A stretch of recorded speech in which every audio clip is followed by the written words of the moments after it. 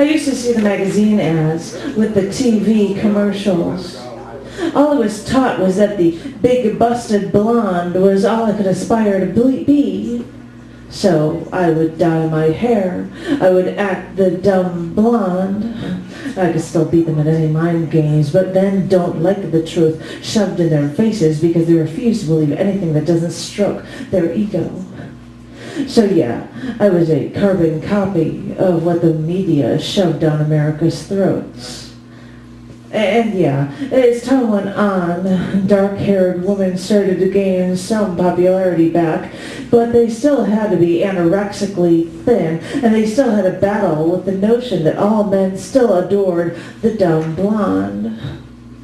And yeah, as the years wore on, I didn't have to dye my hair, but I still had to be thin, and I still had to be that carbon copy of the dark-haired, gaunt, soulless faces plastered on billboards, papers, and screens.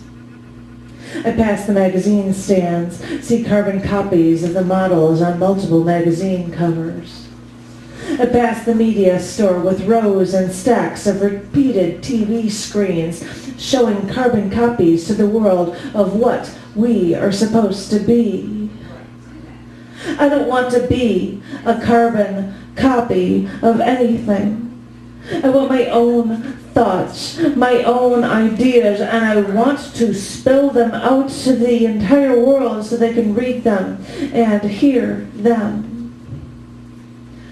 But carbon copy or not, I end up resigned, knowing that despite our differences, we are all carbon-based life forms.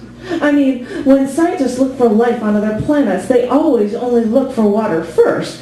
Well, sure, hydrogen, oxygen, life as we know it needs it, I get it.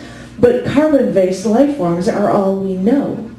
I mean, whether or not we have arms or legs or gills or a mouth or a brain, they all have carbon in common.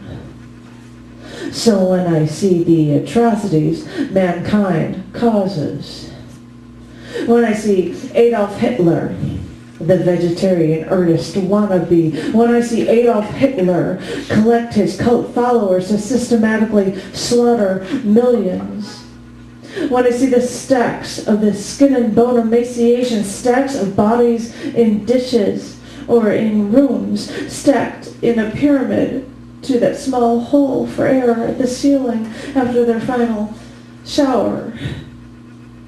When I see the Pope visiting Cuba and wearing a sombrero.